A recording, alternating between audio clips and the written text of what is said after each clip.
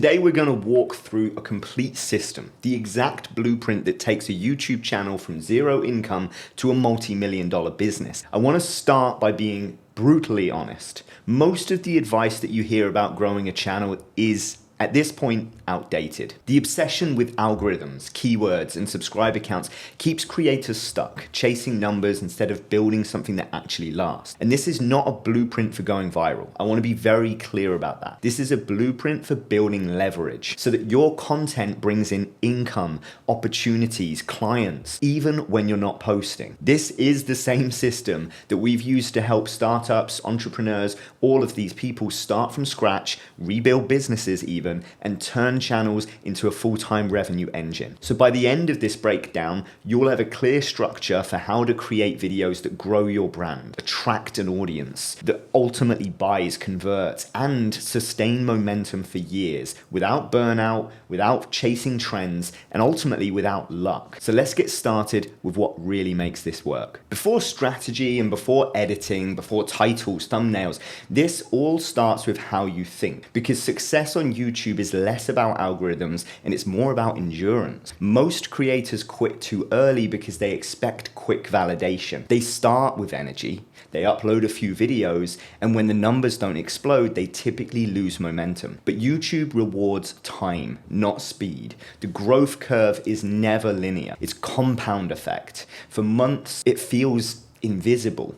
Then suddenly, the work stacks up and everything starts to click. So if you can mentally commit to that long game, if you see every video as a brick in a bigger structure, you'll separate yourself from, honestly at this point, 99% of the creators who do burn out chasing these quick wins. So let's talk about something even more important, humility. The fastest way to stagnate is to believe you already deserve attention. Ego kills growth. If a video underperforms, it's not the algorithm's fault. It's likely data, right? So you learn from that, you study that, and test again. And when it comes to environment, protect your focus. Not everyone around you is going to understand what you're building, and that's okay. Most people can't see delayed results. They only understand instant ones. So instead of trying to justify your vision to those that surround you, even digitally, with people who are building, experimenting, and sharing what's working, surround yourself with those right people. Because when you approach YouTube as a 3-year mission and not a 3-month sprint, everything is going to shift, right? The pressure fades, the ideas get better, and I promise you, your consistency actually will stick. So that's the foundation. Once that's in place, every strategy is going to work better. So let's move from thinking to building and talk about how to make content that not only gets attention, but is going to earn trust. So this next phase is where strategy turns into something tangible, the videos. And the goal here is simple. Create content that people value enough to actually act upon. Every strong channel has one thing in common. Its videos deliver something real. They make people's lives better, easier, or more inspired in some measurable way. So don't make videos for the algorithm. Make them for the person watching on the other side of the screen. Each piece of content should either teach something useful, it should tell a story that connects emotionally, or shift perspective. If it does all 3 of those, then you're building a brand that people are going to stay with. And this is where the structure comes in. Every great video has 3 main layers. The hook that's going to earn the first click, the narrative that keeps the attention, and then ultimately the payoff that makes people want to actually come back again. The best creators don't overload videos with information, they build rhythm. They teach through moments as opposed to lectures. The balance between education and emotion is what keeps retention high and impact even higher. Something always worth remembering is that your free content is your reputation. So if someone finishes your video thinking this was better than a paid course, then you've already sold them, even without an offer. Your content becomes your proof. Your proof becomes your leverage, and the leverage builds the income over time. That's how real growth happens, from value as opposed to virality. So now that we've got the message clear, the next challenge is time, because the biggest bottleneck for most creators isn't actually the creativity side, it's the capacity. Every creator says the same thing. I don't have enough time. The truth is, you don't need more hours, you need more focus within the ones that you already have. The difference between a hobbyist and a professional creator is ultimately going to be structure. You don't wait for inspiration, you build systems that make execution automatic. So start by setting fixed creative hours every week, blocks of time that belong to nothing but your channel. Treat those hours as if they're non-negotiable meetings with your future self. If you can dedicate even 2 consistent hours a day to creating, analyzing, improving, you'll progress faster than anyone working inconsistently for twice as long. And when distractions creep in, because they will, remind yourself every minute that you trade for entertainment is a minute that you're borrowing from that potential. The faster you learn to protect your focus, the sooner you start compounding progress. So now that you know how to think, build, and stay consistent, now we're going to move into the next layer where you find your space,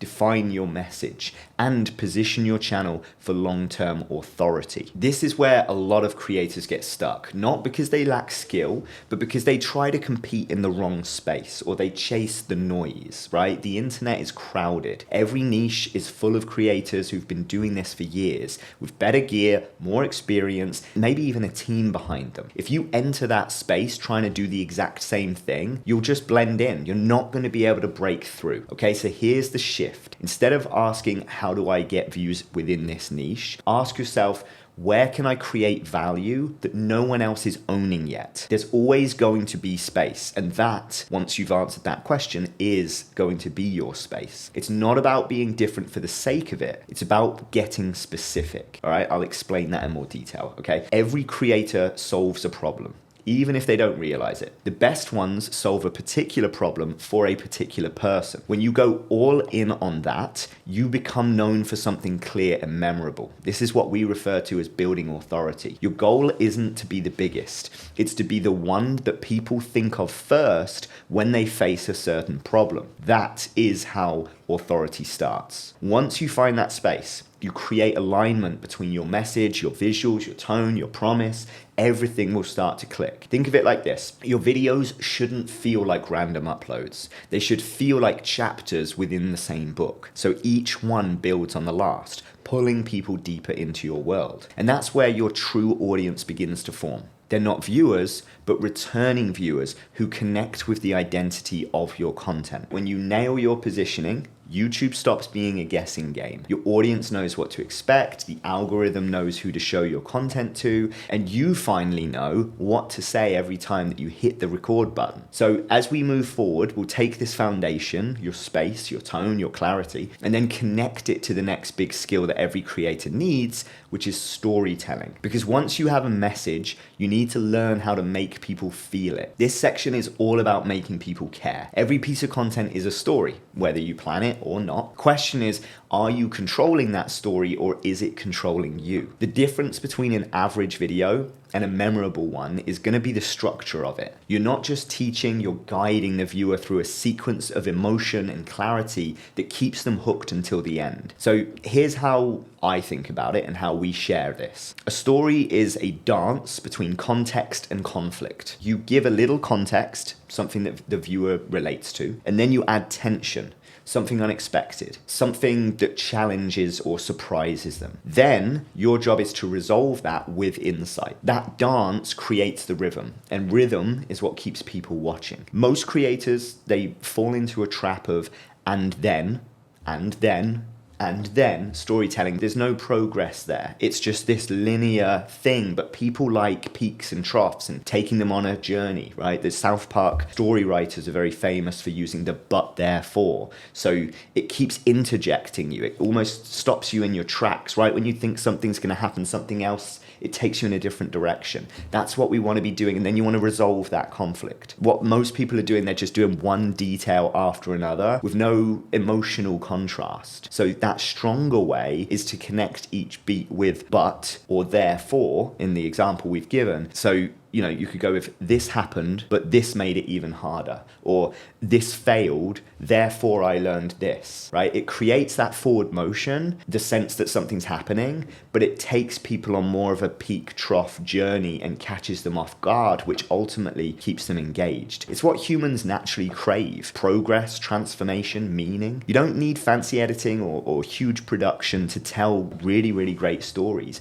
You just need the structure. Give viewers a reason to care, tension to follow, resolution that rewards their time. If storytelling is clear, then people are going to stay longer. So as we keep going, the next step is how to package that trust, how to create content that looks professional, feels intentional, and grows faster as a result of that, right? Quality that builds credibility. The first few seconds of any video, they don't just set the tone, they determine whether someone believes you, right? Your visuals, your sound, your pacing, all of it tells the viewer something about your level of care. And people trust what feels crafted. That doesn't mean that you need a cinema camera or a studio. It means that everything in frame, from your lighting to your background, communicates that you've thought about the experience. Think of your first impression like a handshake when you're first meeting someone. It doesn't have to be fancy, but it does have to feel confident. When it comes to editing, simplicity beats chaos every time. Remove unnecessary movement, random zooms or filler visuals. Let the message breathe. Editing isn't about showing skill,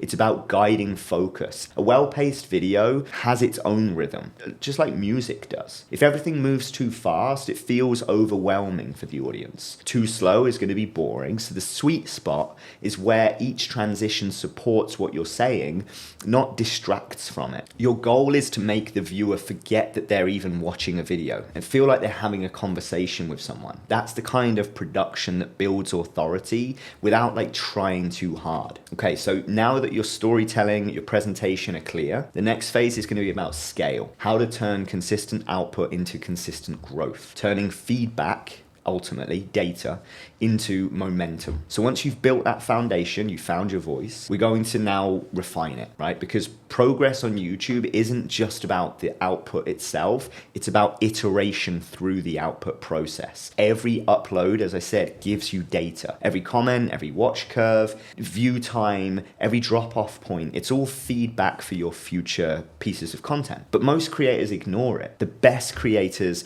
treat it like a roadmap. So if a thumbnail underperforms, they're going to be testing new ones. If retention dips at the same point in multiple videos, they're going to adjust that pacing. If your audience reacts strongly to one idea, then they're going to double down on it. That's the cycle that, you create, measure, adjust. That's what compounds growth. And the beauty of this phase is that it never really ends. It's a continuous process. Even as you scale, even as your audience grows, you keep learning and improving and evolving. And this is where YouTube becomes quite predictable, like a science. Not easy, but at least understandable. You stop guessing because you're testing, and you use every upload to sharpen that craft. And once you can do that, you've built something that's way more than just a channel. You've ultimately built a system that runs on learning. So let's now get into the monetization side of that, turning that value into revenue. So the focus here shifts from growth to leverage. How you take the audience that you've built and translate that attention into income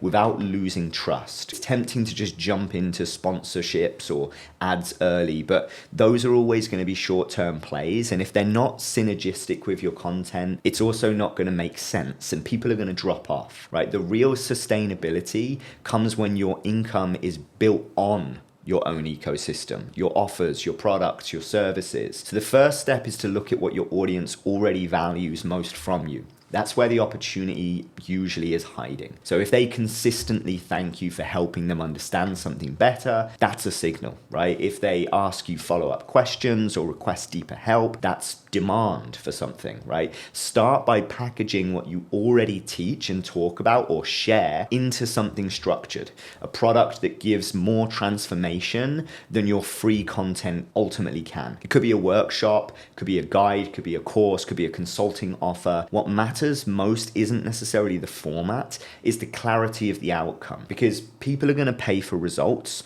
not the information itself. So when you're designing this offer, focus on three main things. Number one is going to be relevance. Number two is going to be simplicity. And number three is the deliverability of that. And I'll break each of these down. So number one being relevant. It's got to directly connect to what your audience already watches you for. That's what we were speaking about a moment ago, right? Number two, it's got to be simple. Make it easy to understand what they're going to gain from this. And then number three is the deliverability factor, right? Build it around something that you can actually sustain without burning out or having to create an entirely new business model around. So once you've shaped that offer, market it in the same way that you make content with the storytelling. Instead of forcing it down their throats, you're going to show transformation. Talk about the before and after, what life looks like for someone who's solved that problem. And then just like in your videos, proof matters. Share the stories, not the claim. If you don't have client results yet, share your own experiences, what you learned, what changed, why it's worth it. The goal here isn't to make a quick sale, it's to build long-term trust through consistent, useful value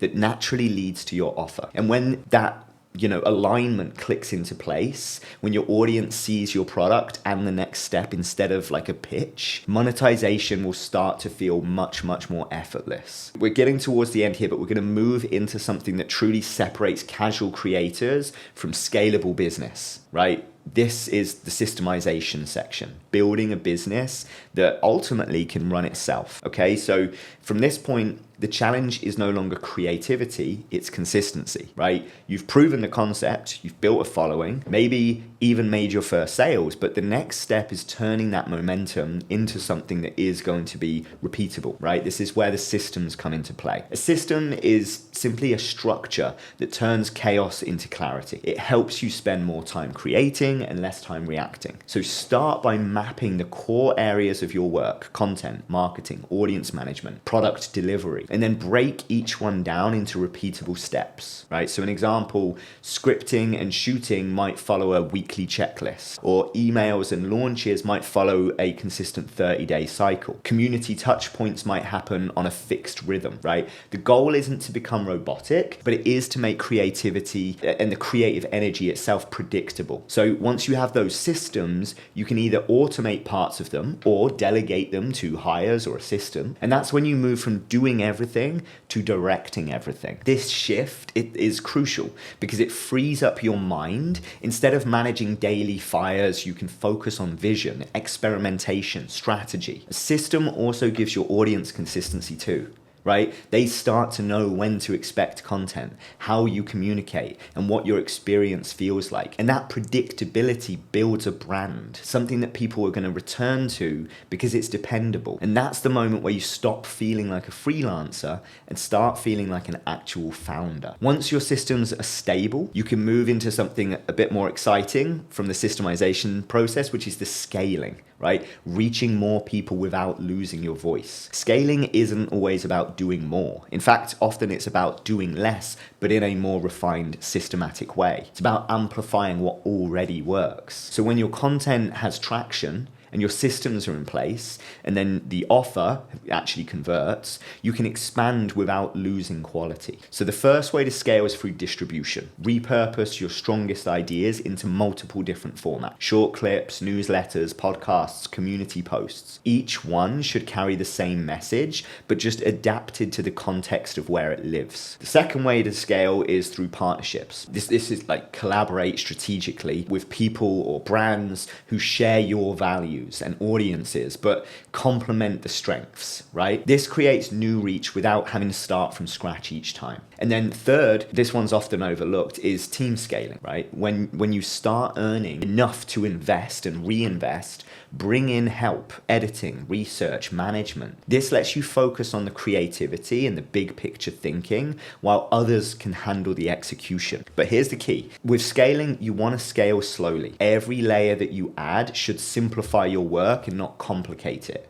Growth that adds stress is not going to be sustainable. Scaling should feel like expansion, progression and not exhaustion, right? Like once you reach that point where your ideas reach further and your systems run smoother and your income becomes predictable, then you've built something pretty rare, to be honest, a self-sustaining creative business. But the journey doesn't necessarily stop here. There's obviously, no end to where this can go, because at scale, there is more stages. I mean, we just refer to that as evolution. And most creators forget that. So let's look at this as a stage, right? Your focus shifts from growth now to mastery. The metrics start to matter less, and what matters more now is depth, refining your craft, your message, your purpose. You'll find that once you achieve stability, the next challenge isn't external, it becomes internal. You begin asking, what do I want to say now, right? Instead of what will get me the most views. This is where the most impactful creators thrive. Not just because they make, good content, but because their work evolves with them. Right? Use this stage to revisit your foundation. Are you still solving the same problem that you started with? Do your values still align with how you operate? Does your content still represent what you believe in? Right? Growth without reflection leads to burnout. But evolution that's built on awareness leads to longevity. And that's the ultimate goal, right? To build something that grows with you, not against you. Because in the end, the real success isn't just building a channel that makes money. It's building a life where creativity funds freedom, not stress and burnout. This has been a lot, right? If you've made it this far, you've basically walked through the entire system that we teach others as well, from mindset to monetization, structure to scale. But here's the truth that most people never hear when they start this journey. Growth isn't about hacks, it's about capacity. The capacity to stay consistent when results are invisible. The capacity to think long-term when everything around you feels fast. The capacity to learn and adapt and rebuild when a plan doesn't necessarily work the way you imagined it. Every creator who builds something meaningful goes through that quiet stretch when, it feels like no one's watching, you feel effort feels heavier than progress. It's not necessarily failure. Well, it's not failure at all. It's the foundation building. Right? You got to get through that. And when you understand that, when you stop chasing the instant results and start optimizing for mastery, everything changes at that point. Because this entire game, YouTube, business, brand building, it's not about views. As much as everybody hones in on that, it's not about views. It's about leverage. Every video, every system, every piece of content that you make is an asset. Something that compounds quietly in the background while you're working on the next one. That compound effect is what takes creators from 0 to 1 million and beyond. Not just in revenue, but in skill, confidence, control. So as you move forward from here, main takeaway, right? Your consistency is your credibility. Your creativity is your advantage, and your patience is the secret weapon. That's the part that most forget. Keep refining the process. Keep studying what works. Keep making your next video better than the last. Not because you're chasing perfection, but because you're committed to progress. You don't need to chase every platform, every trend, every piece of advice.